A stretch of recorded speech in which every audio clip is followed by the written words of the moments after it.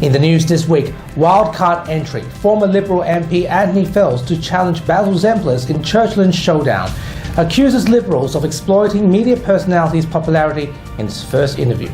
Also tonight, the Liberals unveil their grand plan for rebuilding Royal Perth Hospital, but is the plan viable?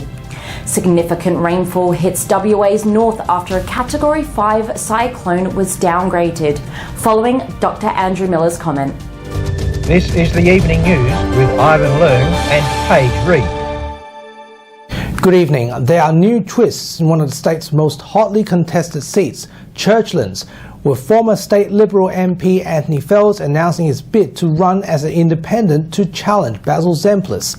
The wildcard announcement may create more competition for the popular Lord Mayor as he runs against incumbent Labour MP Christine Tonkin and a growing number of independent candidates. In an exclusive interview, Mr. Fels stated that the Liberals are using Zempilas' popularity to gain credibility. He then explained his reasons of running as an independent in his first interview on the matter. Felsy, thanks for being here. Your move as an independent candidate for Churchlands is an interesting wildcard just 3 weeks before the election. Why now? What made you decide to run? Oh, well, first of all, the reason I'm running now and decided to run in Churchlands now is my party, the Western Australia Party, is in the process of being approved but was originally rejected by the Electoral Commission and is only going to be approved a week before the state election, but not in time to endorse candidates today. So the best option for me now, if I want to oppose that process and appeal it, I need to be a candidate. I live in this electorate. I've been the former president of the Liberal Party branch in City Beach for many years. I was treasurer of the Curtin division for many years, including when Julie Bishop was recruited, which I was very actively a part of that, and treasurer of her first campaign, which won the seat back from a independent. And I was very disappointed that the Liberal Party, including every Liberal federal member from Western Australia, supported Scott Morrison and Peter Dutton over Julie Bishop, and she didn't get a single vote from Western Australia when she wanted to be the leader, and she'd still be Prime Minister today if she had have had the support from here. My other concern is that the Liberal Party are using Basil as a Trojan horse to win back some support in Western Australia, and to be honest, the Liberal Party hasn't improved at all since the last election or the one before that when they were kicked out of office. And to bring someone in like Basil, who's been a member of the Liberal Party for 2 minutes, doesn't understand the power games that go on within the Liberal Party. He's just being used to try to improve the image of the Liberal Party in Western Australia, and some fanciful idea he might be Premier one day, while a whole lot of things will change between now and the next election or the one after that, when the Liberals might be able to form a government. But the people that control the Liberal Party and the power play within members in both houses, there's a lot more people with influence there than Basil, who's starting from scratch.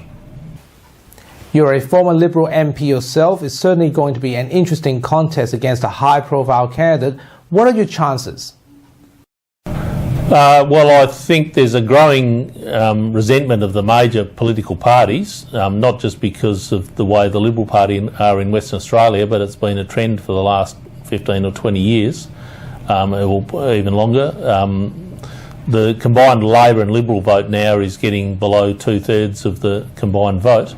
So there's another 1/3 there, which is enough to win seats in the lower house electorates.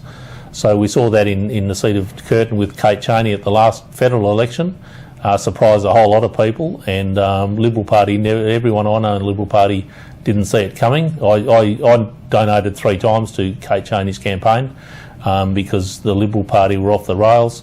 Morrison was probably one of the worst Prime Ministers we've ever had, and the cost of living crisis and all the other problems we're faced with today, high interest rates and inflation, if you think about it, it goes back to the crazy spending that Morrison and his government did only 3 or 4 years ago when they were last in government, and people forget these things very quickly, but you can't just blame Labor for the problems we're in now. It goes back before Albanese became Prime Minister, as bad as he is. There are several important issues for Churchlands voters, but high-rise buildings are a major concern in your electorate. What will you be advocating for? That's probably one of the key messages I want to get out there, is that we don't want the government overriding our local government and the people who are elected into local government to represent the community that know best what we want in our community. And it's not just that we like a big backyard and lower density housing. We've got a huge problem with our road infrastructure in and out of the electorate from the city.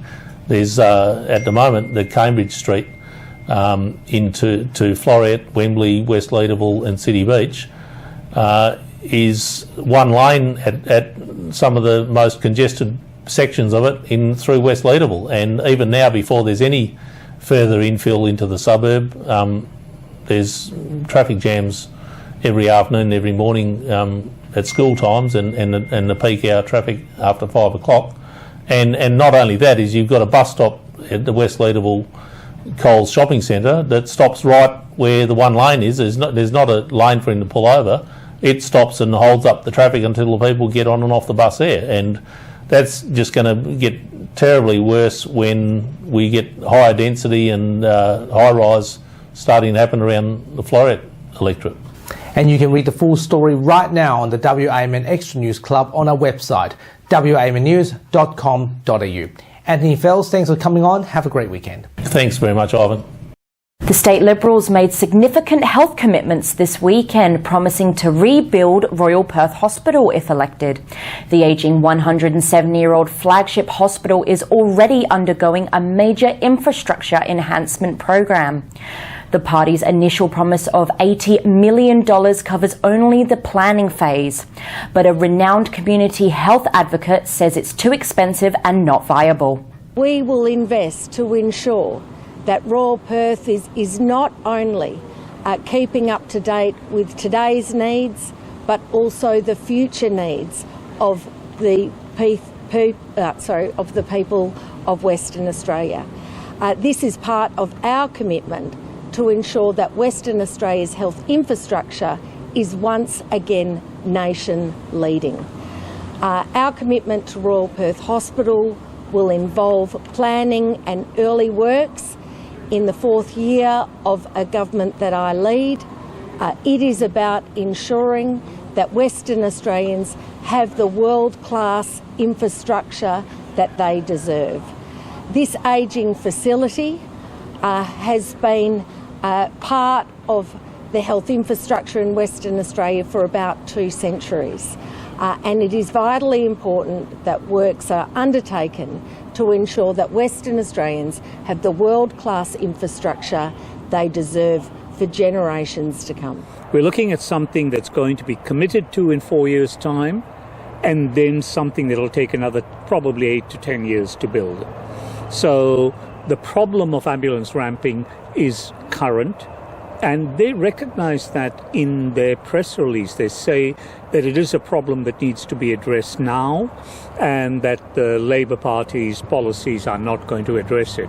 Well, this may address it because it's going to create more beds. However, not for another probably close to about 12 to 15 years. And the only way to do it on an urgent basis is to get down there and redevelop the current hospital and provide for more beds there, or provide some system that allows them to transfer beds across from one hospital to another. So Royal Perth becomes effectively the hub of all of the ambulance arrivals, and then it allocates it out to where there are beds available.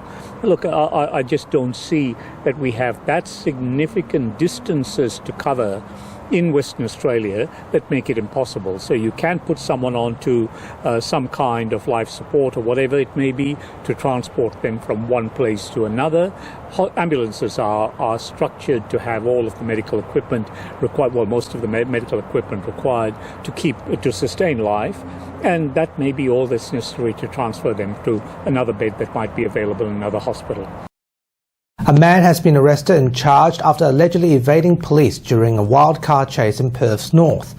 Police attempted to pull over a Subaru Liberty station wagon heading north on Wanneroo Road near Church Street. Officers alleged that the driver failed to stop after they activated their lights and sirens, and the vehicle then accelerated away from police. Authorities further alleged the driver drove recklessly, speeding through several streets. The car was later abandoned on Allendale Bend in Bankshire Grove, where the driver fled on foot. The driver was arrested after police air wing tracked him down to an address on Laramia Gardens. The 37-year-old Medley man has been charged with numerous offences. He faced court on Friday. DFES has announced that tropical cyclone Zila has made landfall at De Grey River at 12:30 p.m. on Friday and was classified as a Category 5 tropical cyclone by the Weather Bureau. The cyclone continued southwards, weakening as it progressed, and was soon downgraded to a tropical low overnight. The cyclone continues to bring significant rainfall to the area. WA Premier says DFES is working closely with 2 remote First Nation communities to relocate residents and ensure their safety. However, it is important for people to remain on high alert as WA is currently in the peak of their cyclone season. He says 2 helicopters have been sent to the area to assist with airlifting communities to safety. Water levels are expected to rise, so DFES will assess the situation around De Grey Station and determine what level of support we need to provide to them. WA's only locally based youth-focused online media network, Youth Jam, is transitioning its broadcasting model to podcasting starting tomorrow. The station held its final live online drive program at Dome Cafe in Butler on Friday afternoon. The station was switched off at 6 p.m. after the farewell show concluded. Starting Monday, Youth Jam's flagship morning podcast show, hosted by Luke Sharp, will be available from 7:30 a.m. Perth time, while the afternoon news flash with Isaac Mulcron will be available from 2:35 p.m. every weekday. The station will continue its founding principles of reporting and advocating local youth issues, while holding elected officials accountable on behalf of young West Aussies. Youth Jam has been operating for 8 years. CEO Isaac Mulcron stated, "Future-proofing the network means unburdening ourselves on costs we cannot afford and focus on strategies that will grow our audience. Our social media pages are growing exponentially at the moment, as is our podcast network." And now here is Dr. Andrew Miller with his weekly medical and news commentary. Hi, thanks for your time. It's really interesting to see that health is taking a very central role in the state's election campaign in Western Australia coming up, and that both Labor and Liberal are making some pretty big promises.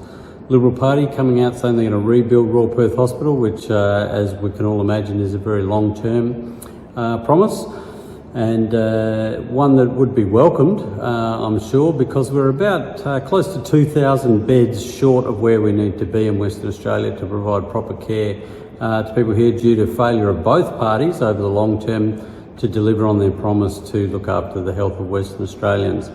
It's been years and years of serial neglect by government that has let a hospital like Royal Perth run down to the degree that it is. But Royal Perth is around 700 beds at the moment, and so rebuilding that is not going to deliver the beds that we need tomorrow in order to bring us up to the same kind of bed ratio as the rest of the country and the one that we need to look after people. And of course a bed's just a bed, it's just a place to put a patient. You also need the workforce to go with that. So the Liberals probably can't win the election according to most pundits, so that means that they can afford to promise big, knowing that they might not, or they almost certainly won't have to deliver on that, but it does raise the bidding. Labor, they really haven't delivered on the things that they've promised. A lot of the things that they're re-promising seem to have been things that they've promised before, and they're just dressing them up again, or it's funding already committed. So both parties need to get serious about putting the amount of money into health, the investment into the health of Western Australians that the public deserve. Thanks for your time. That was Dr. Andrew Miller's comment. And now here's what's coming up on 6 News tonight. Thanks guys, the top stories we're following on 6 News. 3 Israeli hostages released overnight, while hundreds of Palestinian prisoners have also been freed as the ceasefire deal continues. Italian tennis star Yannick Sinner accepts a 3-month ban after striking a deal with the World Anti-Doping Agency. And for the first time since 2010, it appears likely that Clive Palmer won't have a party name on the federal election ballots. You can watch live 24/7 on the 6 News YouTube channel. But now though, guys, it's back to you. Thank you very much, and that's our weekly news and current affairs. We have the latest news on our website, wamnnews.com.au. Remember to subscribe to the WAMN Extra News Club so we can continue our work in the community.